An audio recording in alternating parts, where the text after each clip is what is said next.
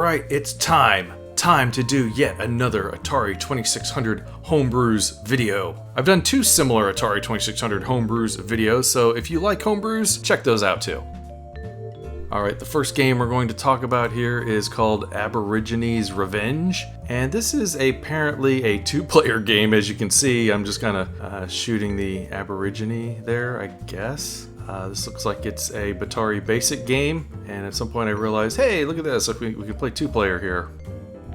Doesn't seem like it does very much, but it could be a fun game if it was completed. Next we have a game of Atari 2600 Soccer, and wow, look at the graphics on these, they're just amazing. I think it kind of puts Pele's soccer to shame. The funny thing about this game though is it kind of feels like foosball more than soccer.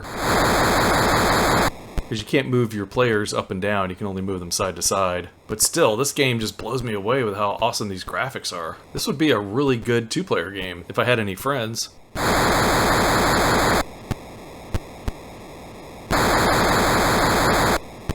Our next game is called Castle of Doom. I think what I'm supposed to do here is get up to that door. Well, at least it looks like a door. The way the bats are flying up and down on that right side there, I think it's almost impossible to get up there. I almost got up there, right there. Oh, but then I got caught. This game kind of fascinated me for a while, but I just could not get to that door. Hey, I gave it the old college try, what can I say? Alright, this one is called Cave 1K, and I think it was part of a programming contest. And basically you just fly your helicopter to avoid these, I guess they're like force fields or something, and you want to hit the button to raise and lower your helicopter. It's a little bit like Flappy Bird, but way, way better than Flappy Bird. The fact that this was done in 1K, 1 kilobyte. I mean, gee whiz, icons on your computer aren't even 1 kilobyte. Not to mention the fact that the helicopter looks fantastic here. It's got really good graphics. You know, I hope this game won the contest because it's pretty awesome. Alright, here's a game called Cave In, and it kind of looks like you're playing as Indiana Jones, going around to these different rooms and everything, fighting snakes, which of course, as we all know, Indiana Jones loves snakes. But basically in the game you just kind of go from room to room, killing critters, and I guess, I don't know, maybe trying to find your way out?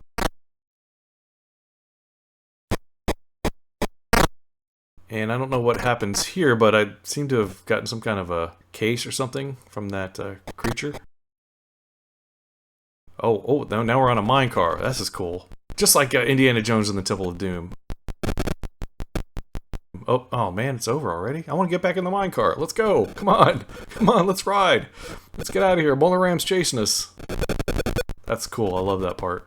I just want to keep doing it over and over again. Oh man, no, I'm dead.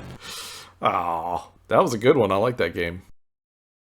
Okay, here's a game called Climber 5, and this one I remember from, I think it was Compute Magazine. I remember typing this in for my Atari 8-bit computer, and there was versions for the Commodore and IBM PC and everything else back then. But this one is a remake of that original computer game for the Atari 2600, and if I'm not mistaken, this also appeared on one of the flashback consoles.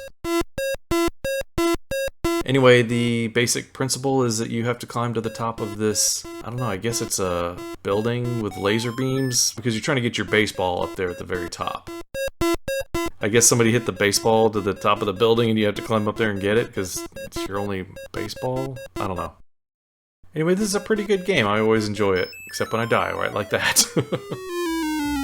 Alright, here we got a game called Copter Command, and it's basically like that other game called Cave 1K, except this one doesn't have any sound. You're basically just pressing the button to keep your helicopter flying, and it looks like it was done in Atari Basic. But yeah, I mean, hopefully the programmer continued working on that one and improved it, because yeah, I could see some potential in that game. Okay, here's a great one called Crazy Balloon, and I believe this is based off of an arcade game. But essentially all you have to do is keep your balloon that's floating back and forth like that for some odd reason. Why would it be floating like that? And all you gotta do is just get it to the exit there at the top. Sounds pretty easy, right? But the way that the levels are designed, it's very tricky to get that balloon up there without having it pop.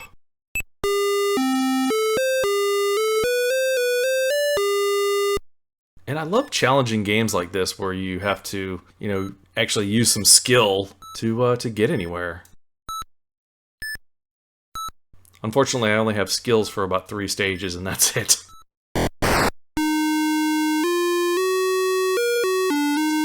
Alright, here we go. Here's DK23 Arcade, which, as you can see, is a fantastic improvement of Donkey Kong.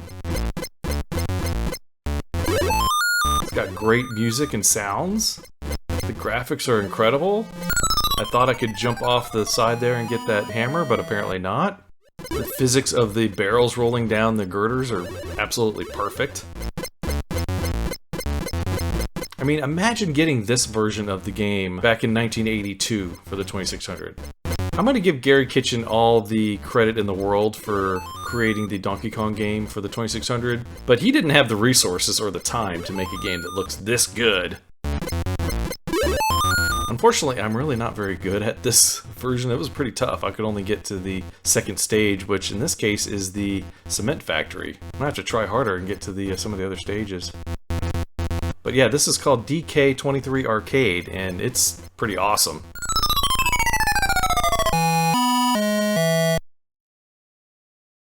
Alright, here is another Donkey Kong homebrew, and this one's called Donkey Kong VCS. And again, this has some incredible sounds. It looks just like the arcade, except for one slight detail on the first stage, which is that the girders are not slanted. I love how it does that scrolling in the stage, so you don't feel like the graphics are all squished together just to get it on one screen.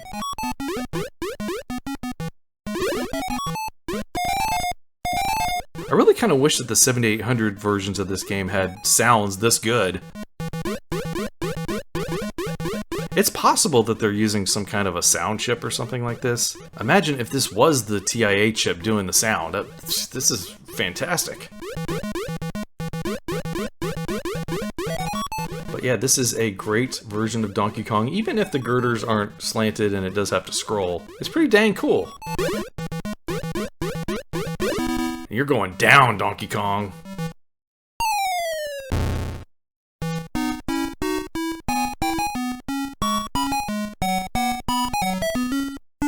Alright, here's a game called Drag Race, and is this like a kind of a first-person version of Dragster? I guess, sort of, kinda. I've never been really that good at Dragster, and I remember playing the purported world champion at Dragster years ago. He kind of showed me how to play it, Todd Rogers, who was said to have gotten a score of 5.51 seconds, but it was determined later that that score would be impossible based on the programming of the game. This Drag Race game, you know, I could see some potential here, but it's not really my kind of thing.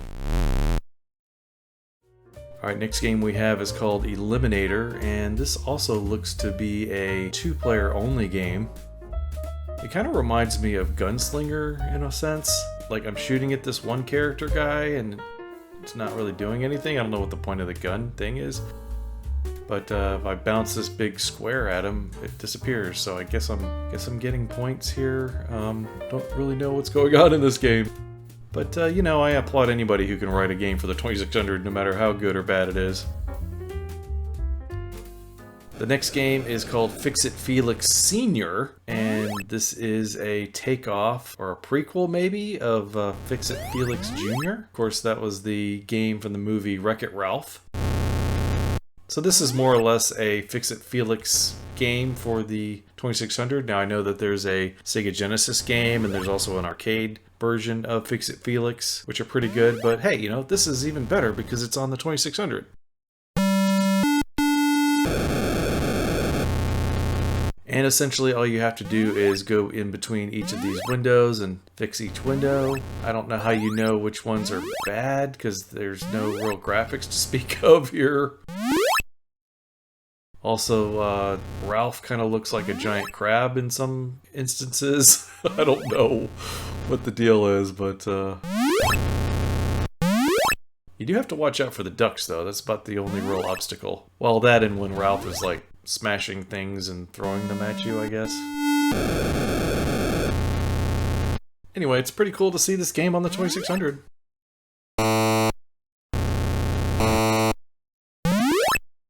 Next we have a game that is a hybrid between Pong and Joust. It's called Flap Ping. Flapping? Yeah, I get the joke. I get it. Basically what you do here is instead of using a paddle controller to move your paddle up and down the screen, you are pressing the joystick button repeatedly to make your paddle fly, and the timing is very challenging trying to get your paddle at the right altitude to hit the ball back. Not to mention the fact that you've got that pterodactyl in the middle who's just trying to screw everything up. It's kind of a neat concept for a game, but honestly, I don't know how well it works in the fun factor department. Again, I think it'd probably be more fun if I was playing with a friend instead of against the 2600. Oh wait, I forgot, I don't have any friends. Our next game is called Fox Hunt Arena, and in this game you kind of run around and shoot at your opponent. I guess I'm the blue guy and my opponent is the purple guy, and you just gotta shoot him. That's it, just kill him. Kind of reminds me of, what was that James Bond movie where he was being chased by the guy from Swamp Thing? I forget which Bond movie that was one of the Roger Moore movies, but it kind of reminded me of that. But like some of the other games in this video, this could be a fun two-player game. Although it might be more interesting if it was dual screens. You know, because right now I'm hunting for the purple guy, but if it was a two-player game, how would my opponent be able to hide? Imagine playing this as a two-player networked game for the 2600. Now that's something that they need to figure out how to do. That'd be pretty cool. Alright, our next game is called Gingerbread Man, and I guess you're playing as a gingerbread man here in this game, trying to escape, I don't know, the witch's house or the oven or something like that. I just know I'm playing as the Gingerbread Man and avoiding these fireball things. But he's got some good animation anyways, that looks good. Also like how they use the Atari age colors here. It's like kind of a dark blue and an orange.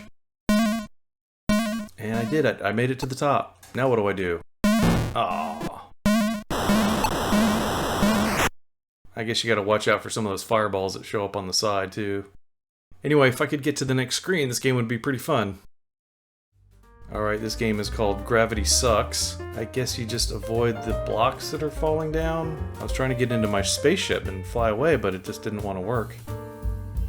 Maybe the spaceship is the second player. That would be kind of neat. You know, the spaceship has got to fly over and rescue the little man here or something. I guess maybe these are supposed to be asteroids or maybe giant sugar cubes. I don't know. Alright, our next game is called Green Hell. Looks like all you have to do is get the little yellow line and avoid that enemy that's coming after you. You can shoot him and run away, and then he can get you and you can die. Not all of these games are going to be super complicated, but I do like to highlight them because I feel it's a pretty big accomplishment for somebody to write a 2600 game. I could never do it. Alright, here we go. This one is called Halo, which is, as far as I know, an official Halo game for the Atari 2600, written by Ed Fries. And essentially, you just travel from screen to screen, shooting the enemies. I can't remember what they're called. If you can remember who the enemy are called, go ahead and write it down in the comments, because I can't remember.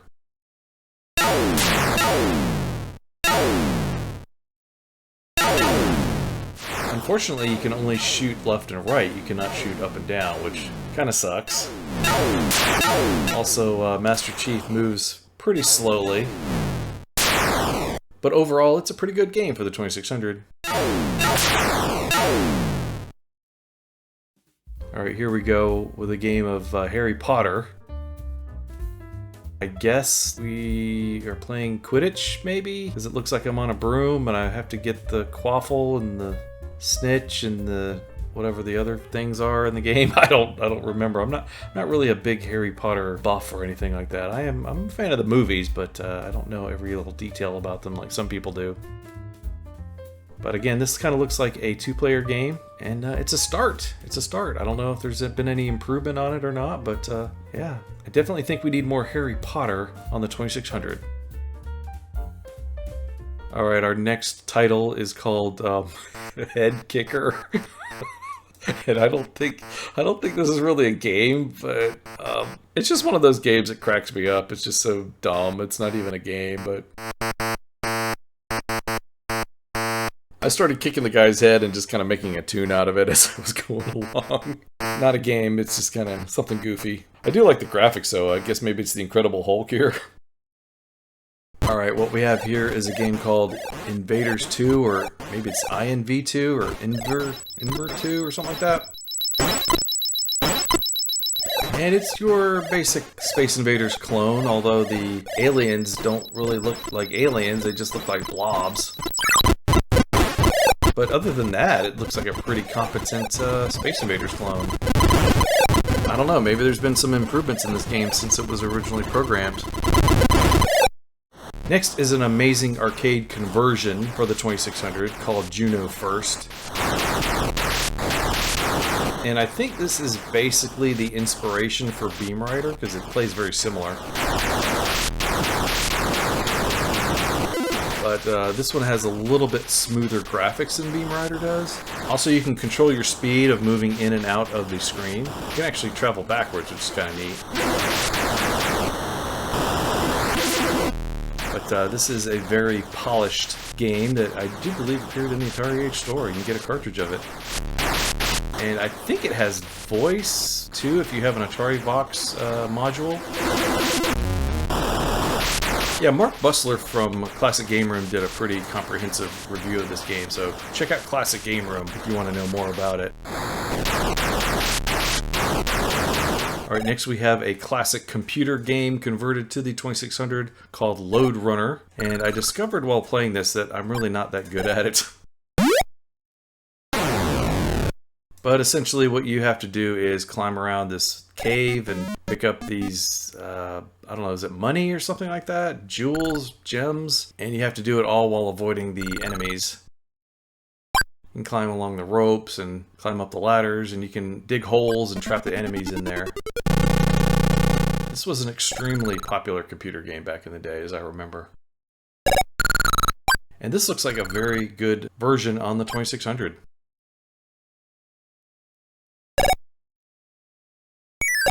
Alright, here's a game called M4, and I guess you're just playing as a tank, shooting at another tank. Kind of reminds me of Gunslinger a little bit, or Outlaw. But in this one you have to shoot the shield first before you can shoot the tank. That's kind of a neat mechanic. Also, I don't think you want to shoot the cars, I think you just want to shoot the enemy tanks. I kind of like this game, it feels a lot like Combat, except of course that your tank is limited in its movement. Still, this is pretty fun, and I like the fact that it's a one-player game and play against a computer. Alright, this one is called Marble Jumper, and it's kind of like Chinese checkers, I think. You just kind of jump over the marbles, and they disappear when you jump over them. And you just try to get it down to one marble left, which I'm usually pretty awful at these kind of games. But if I'm not mistaken, this is another game that was in a contest. I think it was a 1K game, it was in another contest. There's no sound, but overall it's a pretty good version of this style of game. So if jumping over marbles is your thing, well, you'll probably like this game. Alright, here's a game called Okie Dokie, and I think this is kind of like a lights out game where you have to select the item and then the objects that are near that item disappear. I don't know, my brain is just not really suited to figure out how to play these kind of games. But hey, if you like Lights Out, you might like Okie Dokie. Oh, come on, I think I figured it out. What the heck? Am I supposed to have 0? Aww. Well, anyway. Again, not my kind of game, but if you enjoy Lights Out, you might like this one. Alright, here's a game called Oystron, where you're just supposed to shoot stuff, I think.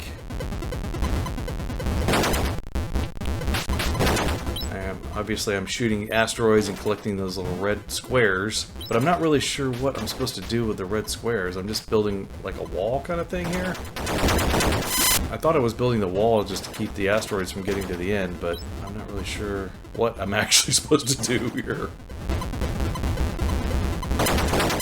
But it does feel like a very competently programmed game, and it's got some nice graphics to it.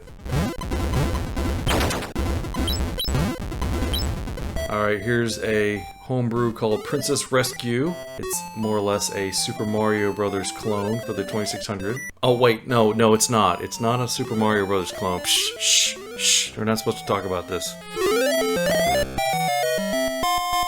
Anyway, this game kind of looks like it was made in Atari Basic, but hey, who cares? It's still a lot of fun. And the music is, you know, about as good as it gets, I guess, for the 2600, trying to replicate the Super Mario theme. And you can stomp on the Goombas, just like the original game. I really like how Mario looks like Mario. Or whoever this guy is supposed to be. I don't know, it's not really Mario. No, sorry, I didn't mean to say that. It's not Mario. What was I thinking? The graphics and the scrolling are really good in this game. Overall, I gotta say this is a really cool attempt on the 2600. Never thought I'd see a demake of Super Mario Brothers. I mean, Princess Rescue on the 2600.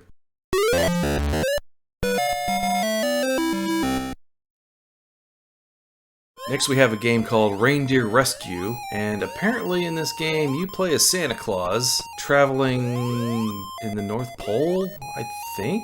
Everything's white, all the houses are white. Are these like the houses of the elves or something like that? Also we've got polar bears in the background, and we've got snow flurries floating around in the sky. But yeah, this looks good. I love the scrolling, I love the backgrounds, the music is pretty decent, gameplay is good. This is a pretty fun game. Again, it's one of those games I think you can get in the Atari Age store. Next we have another 1K game called Robot City, and this feels a little bit like Wizard of War, kinda.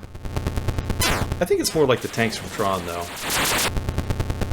think the only way to defeat these guys is to shoot them from behind, because it looks like they've got a shield in the front of them. But for a 1K game, yeah, this is pretty good. Next we have another 1K game called Rocket Command. I have a selection of rockets there on the left side, and the goal is to shoot the, I guess, UFO or enemy ship floating upwards, so you have to time your shot just right. So it looks like you get points for when you shoot the enemy ships, but you just lose a single 100 points when you miss one. So there's not that much of an incentive to miss. Sure, 100 points, I guess.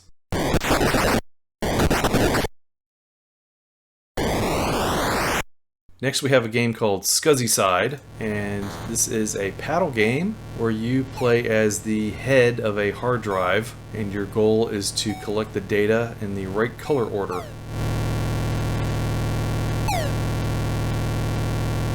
Kind of feels a little bit like Kaboom, only sideways, and with more colors.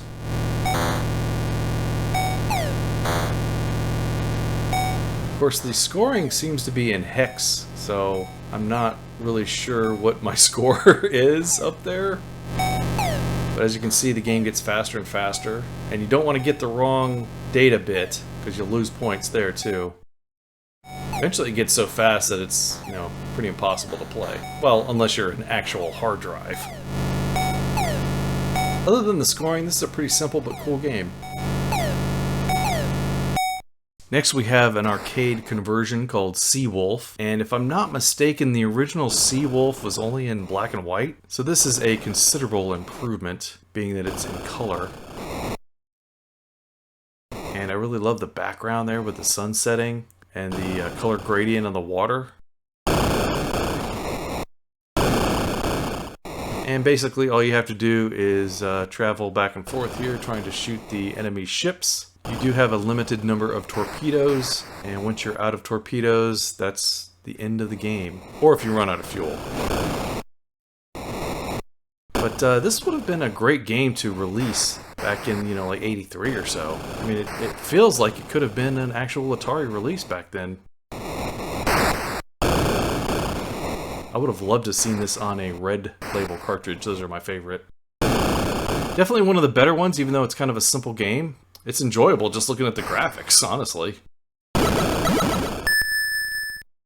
Next we have Star Castle Arcade, which is the game that Howard Scott Warshaw refused to do. Instead he did Yar's Revenge. Of course, I'm embellishing that just a little bit. He said that Star Castle would be very difficult to do, and I can understand that back in the day, not having the same amount of tools that people have today to create these kind of games. But as you can see, Star Castle for the 2600, it's a pretty accurate version of the original arcade game. I always feel kind of bad going after this ship here that's trying to protect himself there in the middle. I feel like I'm the invader here, attacking the peaceful, shielded enemy there. Maybe it's kind of like, you know, like Star Trek or something like that, where, you know, the Romulans have attacked a base and the Enterprise has to defeat them, and, you know, he chased him down and now he's trapped and now we gotta destroy him or something like that. I don't know. I just feel bad for the Star Castle ship in the center there. Next we have another Christmas-themed game called Stay Frosty. And basically in this game you play as a snowman whose job it is to rub out all these fireballs that are everywhere. And you can collect these ice cubes to reintegrate yourself into, you know, snowman status again, because you tend to melt when you touch these fireballs.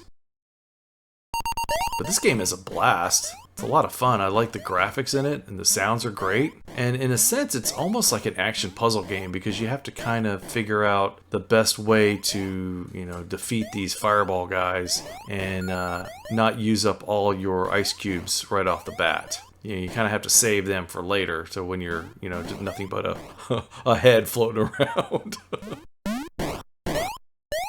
What's really great about this game, though, are the controls. They're just, like, dead-on accurate. And it just makes it more enjoyable when the controls are so good. You don't feel like the game is cheating you or anything like that. Everything that happens is really of your own doing. Then we have the sequel, Stay Frosty 2, which, again, you play as a snowman who's trying to rub out all these fireballs. But in this one, you've got some really great music. Well, Christmas music. If you like Christmas music, it's really good. Even if you don't like Christmas music, it's still really quality sounding music.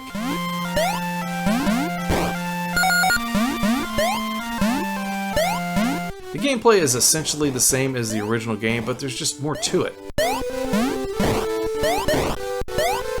I love the little animations of your snowman as he moves around or melts or whatever. He kind of looks excited or scared, or he smiles. And no pun intended, but this is probably the coolest snowman that I've ever seen. I think he beats Frosty the Snowman. Is this supposed to be Frosty the Snowman? I mean, it is called Stay Frosty after all. Okay, our next game is called Stellar Doomsday Interceptor, and it's another 1K game, but as you can see, it is a Missile Command derivative, and I gotta say, I really love the way that the missiles explode. You get that true Missile Command style explosion cloud. That looks like that's pretty much all there is to the game. It doesn't look like it's complete or anything. I mean, maybe if you add another K to it, you could actually put some cities down there and bases with missiles. This could definitely be an improvement over the original Missile Command game. Our next game is called Strat-O-Gems, and it's essentially a columns clone where you are dropping these gems, trying to match 3 colors together. And I've never really been that great at columns. I much prefer Tetris. But this game's got some nice colors. And some interesting sounds, too. Not a lot, but, you know, enough to keep you interested. So I guess if you like columns, you might like Strat-O-Gems. Alright, our next game is called This Planet Sucks. And essentially all you need to do here is fly down and pick up, I guess these are your friends? I don't know, maybe these are aliens and you're trying to get them back to your spaceship.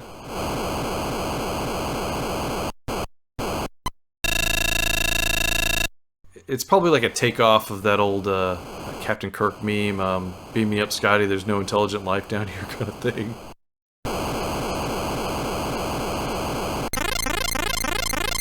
And I don't know what it is that you're trying to avoid. Are those like acid rain clouds or something?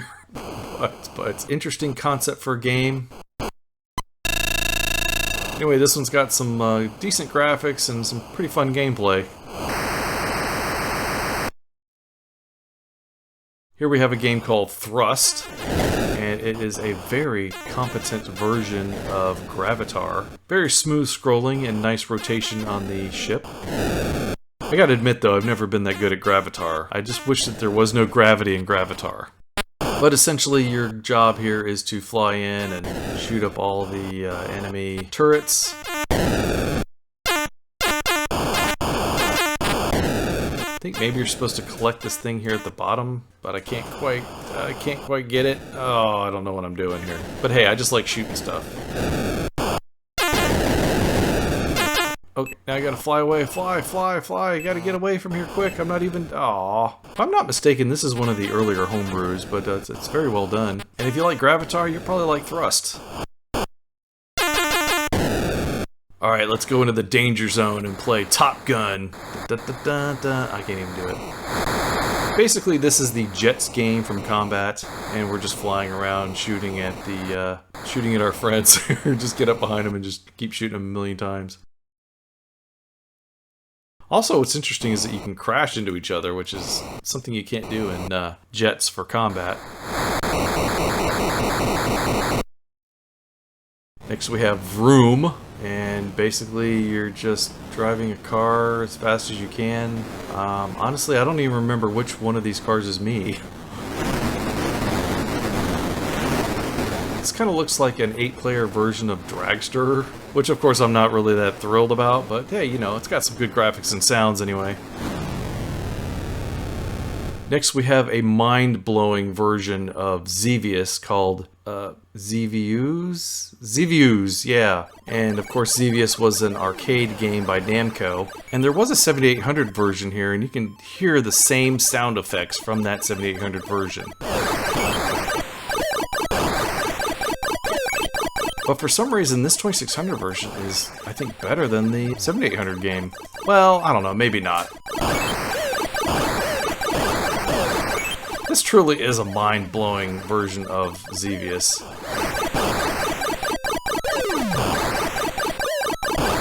The only thing is, I was trying to get to the mothership there, but I don't think it's in here. But I mean, just look at the graphics in this game. They're really, really good. But yeah, this 2600 version is just, it's mind-blowing. I'm really, really, really super impressed. And lastly, we have Zippy the Porcupine. This is a Sonic the Hedgehog demake. Or is it? I don't know, maybe I'm wrong. Maybe this is nothing like Sonic. This could be nothing at all like Sonic the Hedgehog.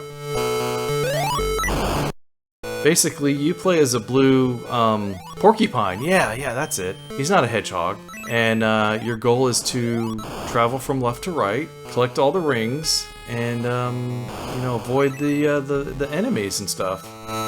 Of course, you have to do it as quickly as possible by rolling into a ball and hitting your enemies and stuff.